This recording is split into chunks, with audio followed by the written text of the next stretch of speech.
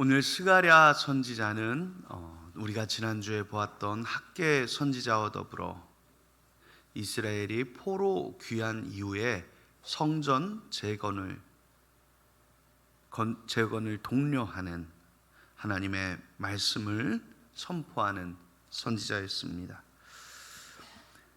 그런데 왜 한 가지를 하는데 두 명의 선지자가 등장을 할까요?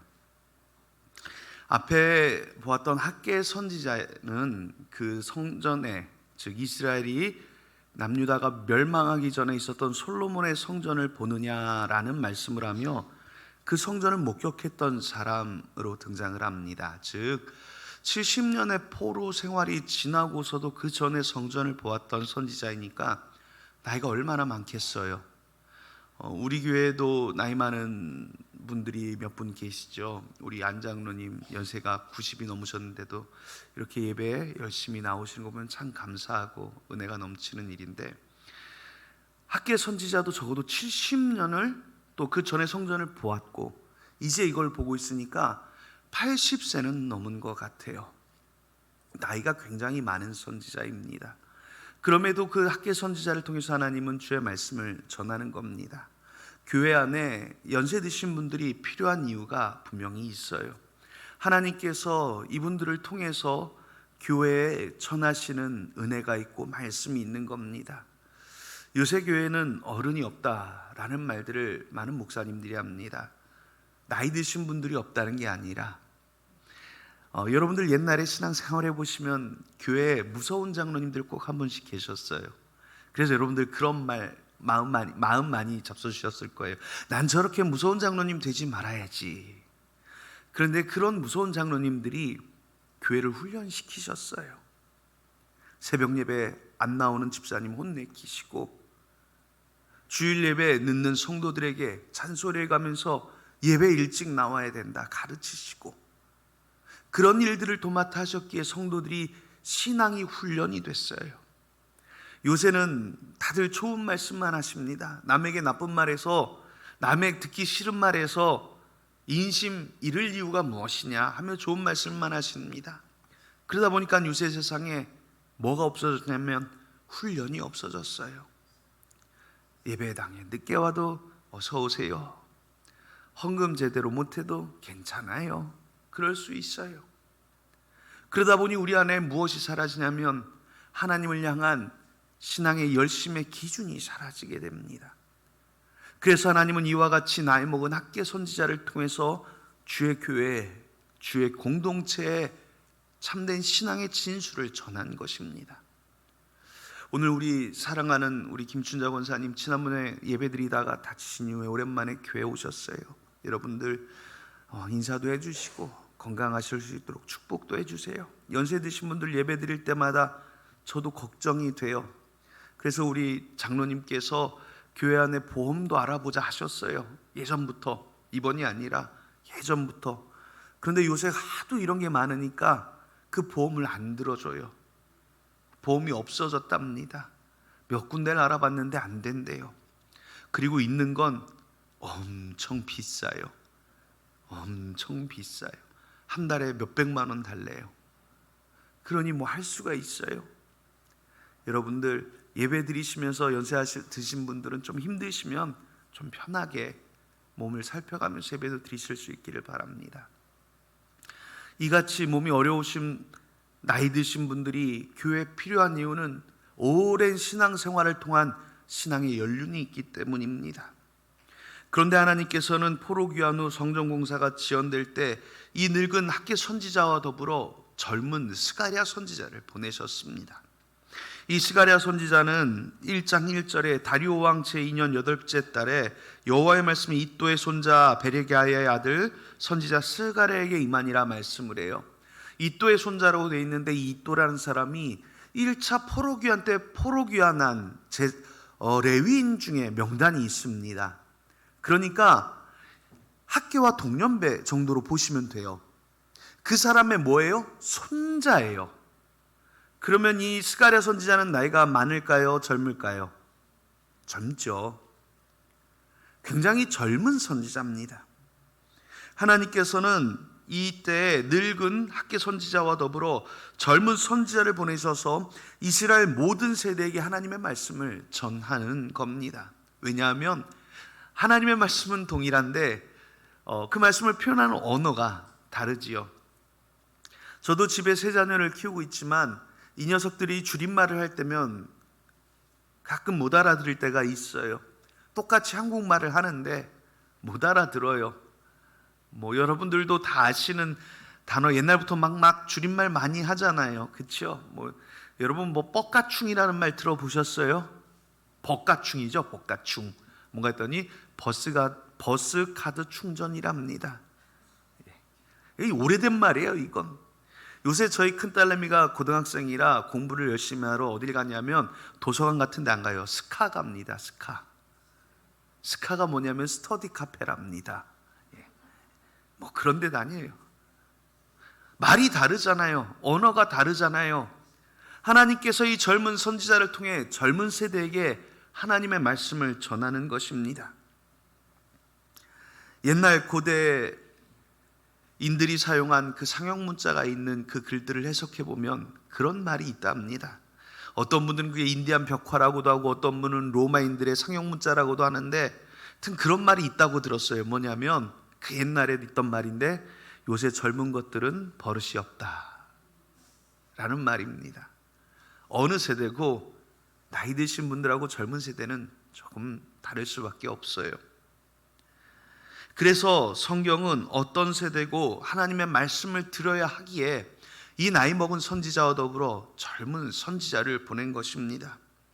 그리고 오늘 이 젊은 선지자 스가랴를 통해 하나님은 동일한 말씀, 변함없는 하나님의 말씀을 전합니다.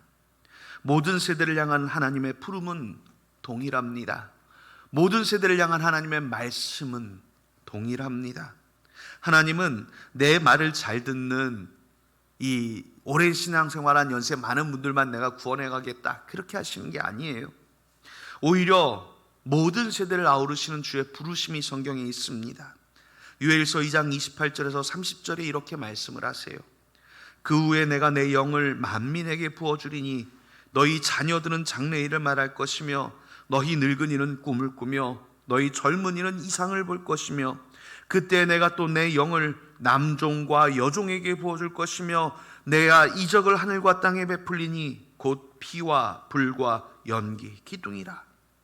하나님의 때가 되면 하나님은 그 말씀의 은혜를 부어주시는데 남종과 여종에게 줍니다. 자녀들에게 줍니다. 늙은이에게도 주고 젊은 자에게도 준다고 합니다. 신분고하를 막론하지 않고 나이가 많고 적음을 따지지 않는다는 것입니다. 하나님의 말씀은 모든 세대에게 동일하게 임해야 할 은혜입니다. 그런데 문제는 젊은 세대는 늘 하나님의 말씀에 잘 귀를 기울이지 않는다는 것입니다.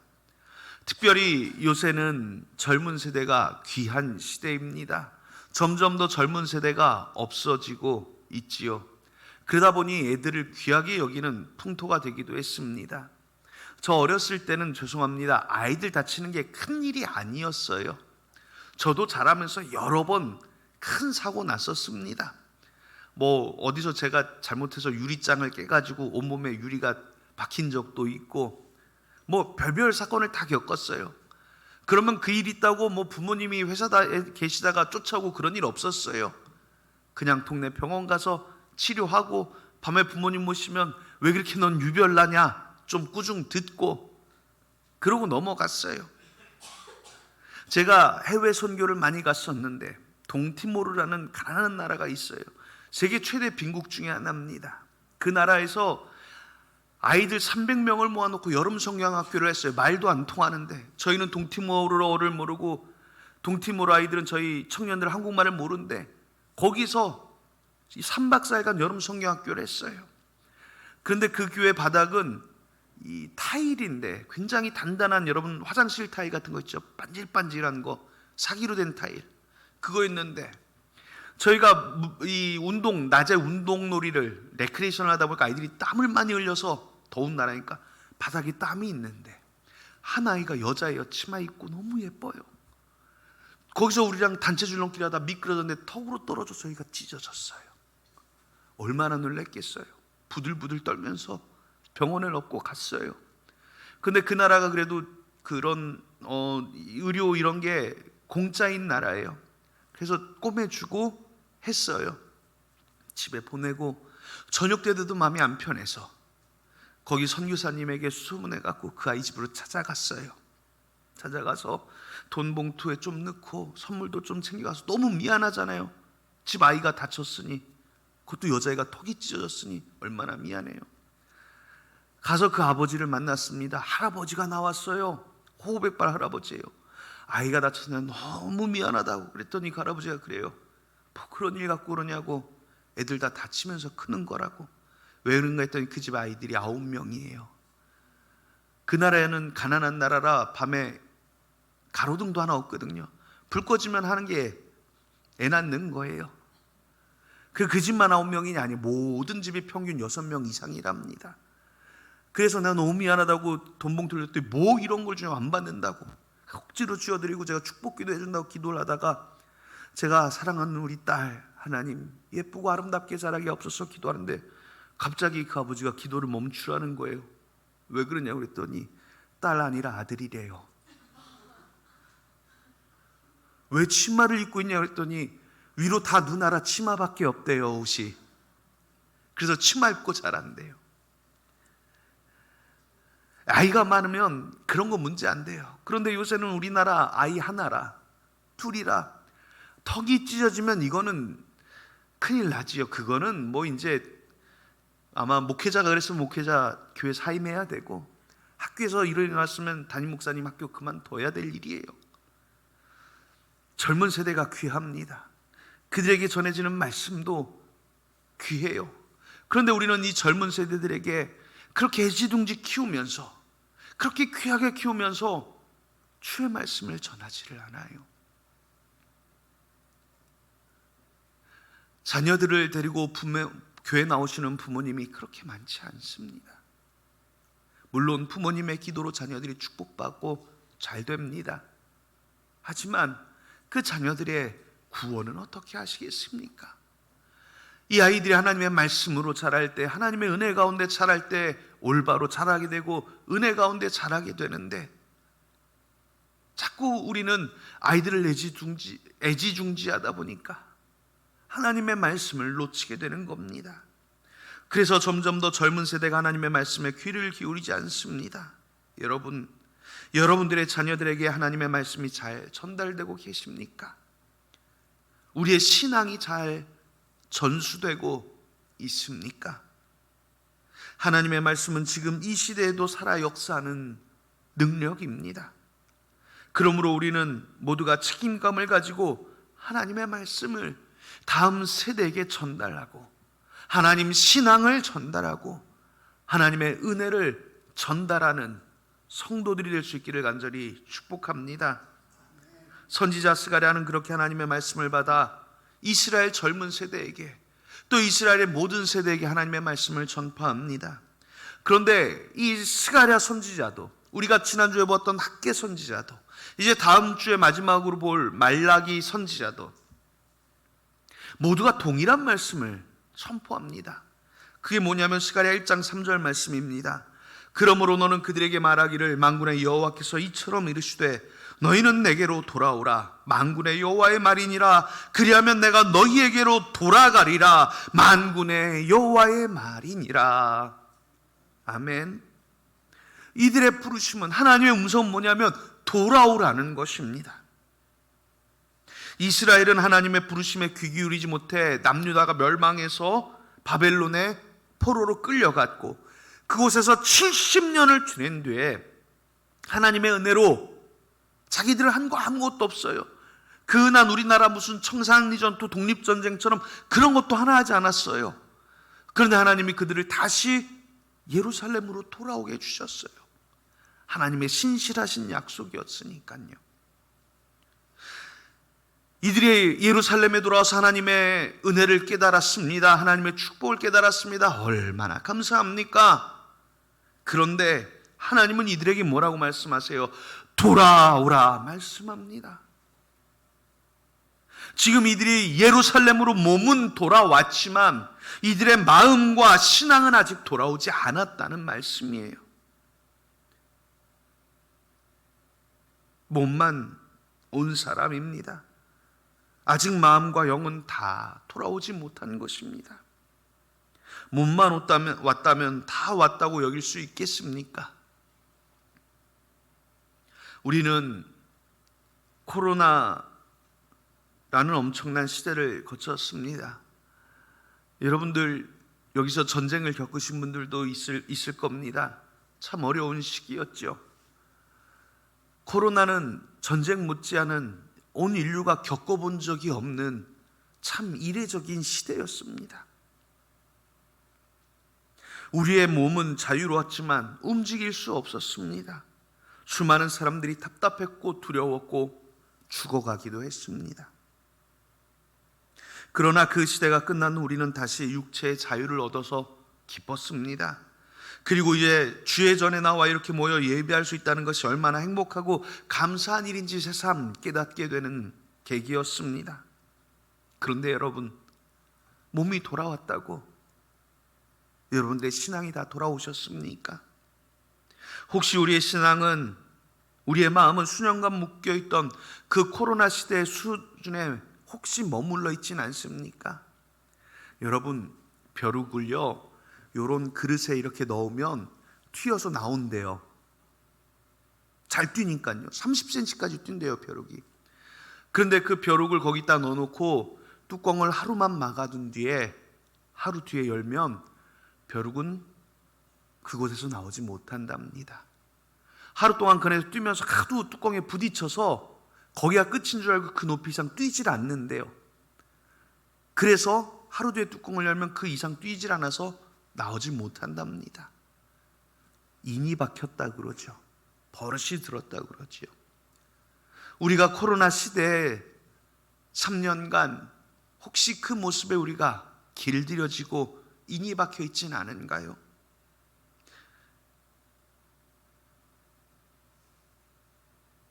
마치 유대인들이 바벨론에서 돌아왔지만 아직 그들의 신앙이 돌아오지 못했던 것처럼, 그래서 성경은 오늘 저와 여러분들에게도 돌아오라 부르시는 것입니다. 성경은 늘 하나님께 돌아오라 말씀합니다. 선지자 호세아는 우리에게 이렇게 말합니다. 호세아서 6장 1절에 말씀하기를, 오라 우리가 여호와께로 돌아가자. 여호와께서 우리를 찢으셨으나 도로 낫게 하실 것이요 우리를 치셨으나 싸매어 주실 것임이라. 우리는 하나님께 돌아가야 치유를 받고 고침을 받고 나음을 받습니다. 우리가 하나님께 돌아갈 이유가 분명합니다. 우리는 하나님께 돌아가야 합니다. 하나님은 우리를 지으신 분이고 우리를 사랑하시는 분이고 우리를 위하여 독생자 외아들 예수 그리스도를 아낌없이 주시는 분이십니다. 우리가 하나님께로 돌아가야만 우리에겐 구원이 있고 영생이 있고 축복이 있는 것입니다. 성경에서 끊임없이 돌아오라 부르시는 말씀에 이 돌아오라는 말은 또한 회복을 의미합니다. 우리가 주께로 돌아간다는 것은 진정한 회복을 의미하는 것입니다. 우리가 코로나를 견디고 이겨냈지만 우리는 아직 진정한 회복으로 들어가지 못했습니다. 우리의 영이 주 안에서 충만해야, 주 안에서 회복되어야 합니다. 오히려 그 전보다 더욱 그리해야 합니다. 코로나 때 많은 교회들이 위축되고 사라졌습니다. 이제는 코로나를 언급할 이유도 없는 시대입니다. 그러나 우리의 영들은 다시 회복되지 못한 것 같습니다. 지금도 많은 교회들이 그 이전으로 회복되지 못했다고 눈물로 기도를 하고 있습니다. 이는 우리 교회도 마찬가지입니다. 왜 그렇습니까? 단편적인 예를 들어보겠습니다. 몸이 불편한 분들은 집에서 영상으로 예배를 드리십니다. 또 멀리 계신 분들은 그리합니다. 저희 집에 계신 어른들도 멀리서 매주일 예배를 드리고 저에게 전화를 합니다. 영상 예배는 그 전에도 있었지요. 몸이 불편하니 그렇게라도 예배하는 것 훌륭한 일입니다. 잘못된 것 아닙니다. 그러나 그때의 방식이 아직도 몸에 남아서 그 외 여러 가지 이유로 집에서 예배를 한다면서 영상으로 드리시는 분들이 아직도 있습니다. 그것은 우리가 아직도 하나님을 믿고 있다는 모습을 나타내는 틀림없는 신앙의 모습임에는 분명합니다. 그러나 여러분, 여기서 우리가 왜 코로나 시대에 머물렀다고 얘기하냐면 그게 최선이라고 생각한다는 게 문제라는 겁니다. 하나님이 원하시는 예배는 어떤 예배일까요? 예수님께서 사마리아 수가성에서 한 여인과 우물가에서 대화하실 때 이 여인이 야곱이 판 이 물에서 예배하는 게 맞는지 예루살렘 가서 예배하는 게 맞는지 물을 때 예수님은 이렇게 대답하십니다. 요한복음 4장 23절에 아버지께 참되게 예배하는 자들은 영과 진리로 예배할 때가 오나니 곧 이때라. 아버지께서는 자기에게 이렇게 예배하는 자들을 찾으시느니라 말씀합니다. 하나님이 찾는 사람은 영과 진리로 참되게 예배하는 사람이라는 것입니다. 그리고 하나님은 이런 사람을 지금도 찾으신다 말씀합니다. 영과 진리로 아버지께 예배하는 사람을 찾고 계십니다. 그러면 영과 진리로 예배하는 사람이 누구입니까? 하나님이 찾으시는 사람은 누구입니까? 하나님께서 구약 출애굽기에서 23장에 이스라엘에게 3대 절기를 말씀해 줍니다. 무교절, 맥주절, 그리고 수장절입니다. 이 3대 절기를 말씀하시고 출애굽기 23장 17절에 이렇게 명령하십니다. 내 모든 남자는 매년 3번씩 주 여호와께 보일지니라. 하나님이 명한 때가 되면 하나님 앞에 나를 보이라 말씀합니다. 하나님께서 원하시는 것은 그들이 주 앞에 자신을 드러내고 보이는 일입니다. 이것은 영적으로 치부될 일이 아니에요. 무소부재하신 하나님, 어디든지 계시지 않는 곳이 없는 하나님이시니, 내 중심을 아시는 하나님이시니 어디서 어떻게 예배하든 내 마음을 아실 거야, 우리의 중심을 아신 하나님이니 괜찮을 거야, 이래 생각할 수 있습니다. 맞지요?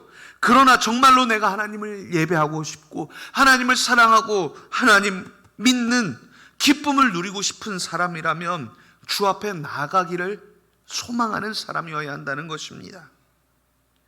제가 제 평생 언제 신앙이 제일 좋았나 생각해 보면 고등학생 때였던 것 같아요. 너무 예배가 드리고 싶어서 송구영신 예배 때 송구영신 예배를 드리기 위해 집에를 못 갔어요. 안 갔어요. 저희 집에서 교회를 오려면 송구영신 예배 때 버스를 타야 되는데 연말에 매우 위험하거든요. 사람들이 흥분해서 길거리 다니다 큰 일을 당할 수 있어요. 그래서 친구 집에서 잤어요. 친구 집에 있다가 친구 집에서 송구영신 예배 갔어요. 옛날에 그런 경험들 없으세요? 전 그랬는데 부흥회 한다고 그러면 새벽 예배 때 올 교통편이 없으니까 교회 앞에 있는 성도 집에서 그 마루에서 여러 명이 같이 자고 새벽 예배 갔어요. 그렇게 가서 드리는 새벽 예배가 얼마나 은혜였는지 몰라요. 하나님 앞에 예배하는 기쁨, 하나님 만나는 기쁨, 하나님 앞에 나를 보이는 그 기쁨이 있었어요. 요새도 남녀가 연애할 때 깜짝 이벤트를 한다고 하지요. 남자친구가 여자친구가 보고 싶다고 말하면 한밤중에 집 앞에 달려가서 전화합니다. 잠깐 나와봐, 난 문 앞에 있어. 그럼 여자친구가 깜짝 놀라면 어머 어떻게 이 시간에 왔어 하며 매우 좋아라 합니다. 사랑하는 마음은 보이는 마음입니다. 보여주는 마음입니다. 보고 싶은 사람은 달려가야 합니다. 지금 그 자리에 머물러 있지 않습니다. 달려가서 만나고 보아야 합니다. 하나님을 사랑하는 우리의 마음, 영과 진리로 예배하는 우리의 마음은 어떻습니까? 하나님을 향한 사랑은 여러분 어디쯤에 계세요? 진짜로 하나님께 돌아온 사람은 그 마음이 어디쯤에 있어야 할까요? 여러분의 신앙은 어디에 머물러 계십니까? 집에서 예배하는 분들 오해하지 마세요. 잘하고 계신 겁니다. 영상으로 예배하시는 분들 잘하고 계신 겁니다. 오늘 본문 말씀은 이 예루살렘에 돌아온 유다 백성들처럼 지금 저와 여러분들의 몸은 돌아왔지만 아직 마음이, 신앙이 온전히 회복되지 못한 우리를 향해서 그 버릇들어서 컵을 뛰어나오지 못하는 벼룩들처럼 코로나 시대에 그 신앙에 길들여져서 온전히 죽게, 그 이전처럼 여러분들이 젊었을 때, 여러분들이 기도하던 그 밤새워 기도하던 그때, 여러분들이 주를 향해 찬 눈물로 찬송하던 그때의 신앙을 회복하지 못한 우리를 향한 부르심이라는 것입니다. 요엘서 2장 12절은 우리에게 말씀합니다. 여호와의 말씀에 너희는 이제라도 금식하고 울며 애통하고 마음을 다하여 내게로 돌아오라 하셨나니. 사랑하는 여러분, 마지막으로 금식하며 기도하신 게 언제입니까? 마지막으로 작정하며 기도하신 건 언제입니까? 마지막으로 주 앞에 눈물로 매달려 본 건 언제입니까?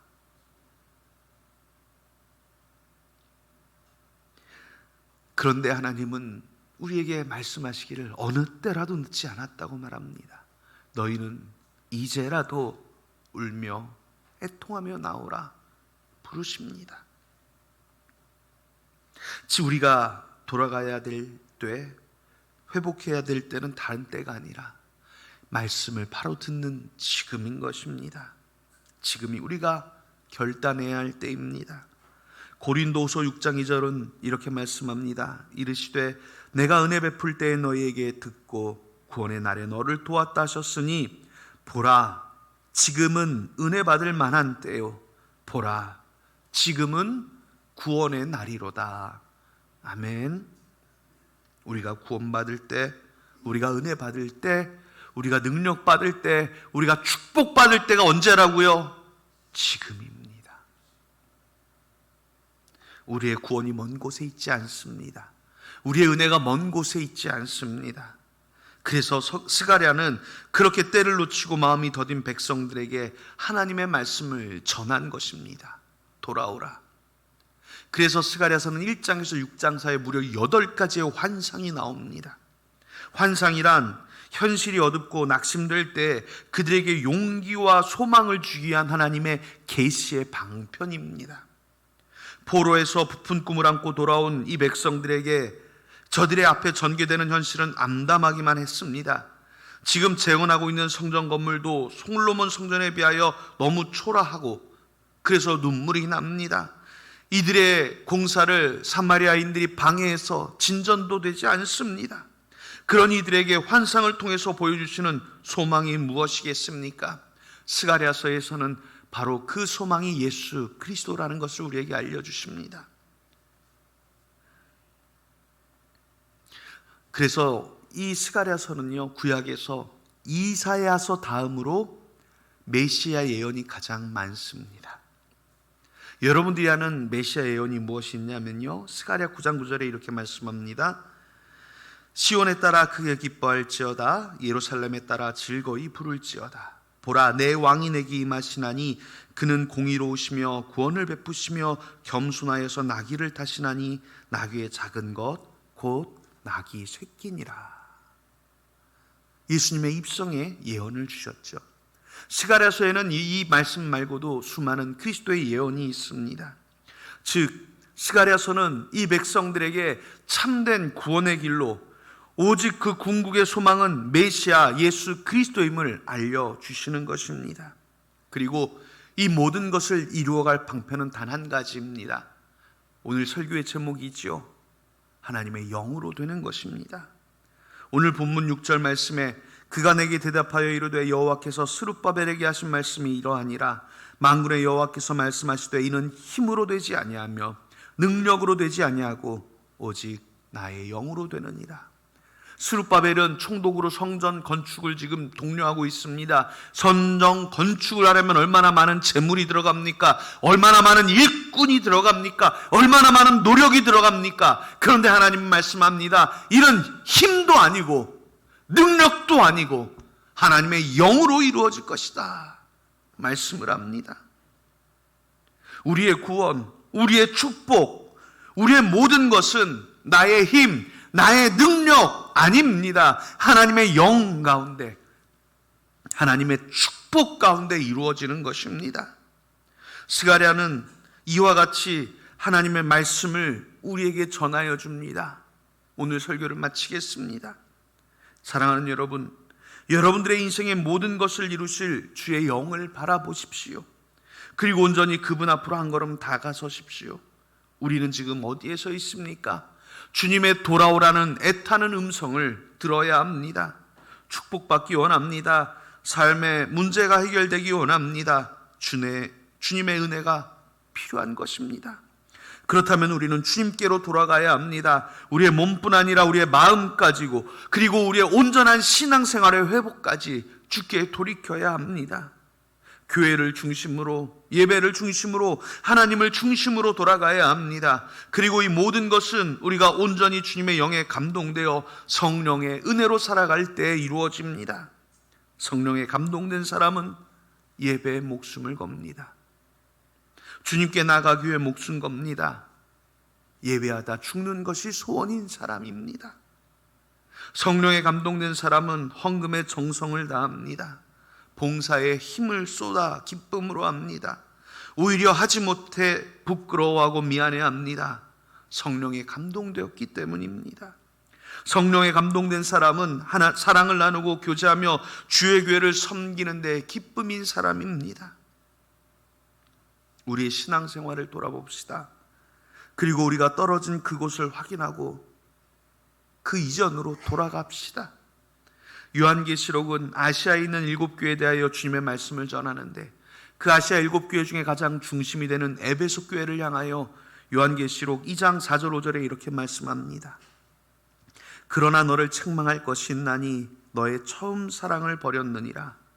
그러므로 어디서 떨어졌는지를 생각하고 회개하여 처음 행위를 갖추라. 만일 그러하지 아니하고 회개하지 아니하면 내가 내게 가서 내 촛대를 그 자리에서 옮길 것이니라. 이스라엘이 성전 공사가 중단된 것도, 우리의 신앙이 오히려 전보다 더 전진하지 못하는 것도 어쩌면 우리가 잃어버린 무엇인가가 있기 때문일 것입니다. 그것이 무엇입니까? 하나님의 은혜를 향한 열정과 감격이 줄었기 때문일 것입니다. 다시 주님께로 돌아갑시다. 오직 주의 영으로만 우리는 승리하며 축복받게 될 것입니다. 하나님의 영으로 되느니라. 주님의 말씀을 기억하고 주님께 나아갈 때 주님은 성전을 완공시키며 그 일에 순종한 스룹바벨을 축복하셨듯이 우리를 축복하시고 우리 삶의 은혜와 능력을 더하실 것입니다. 이 한 주간도 주님의 은혜를 향하여 담대히 나아가고 전진하는 성도들이 되기를 주님의 이름으로 축원합니다. 기도하겠습니다. 하나님, 우리의 인생, 우리 삶의 모든 축복 오직 주의 영으로 되는 줄로 믿고 나왔습니다. 하나님, 이 자리에 임하사 우리의 마음에 위로를 주시고 응답을 주시고 축복을 더하여 주시옵소서. 오직 주의 영으로 되는 줄로 믿고 나가오니 우리의 믿음이 다시 주님께로 돌아가게 하시고 그 이전보다 더욱 열정적으로 믿으며 더욱 큰 믿음으로 하나님을 기쁘시게 하고 하나님의 은혜와 축복을 누리는 우리의 가정, 우리의 인생, 우리의 자녀들이 되게 하여 주시옵소서. 오늘도 주의 축복만 바라고 나온 사랑하는 성도들 가운데 하늘로서 임하사 은혜와 축복 채워주시기를 예수님의 이름으로 기도하옵나이다. 아멘.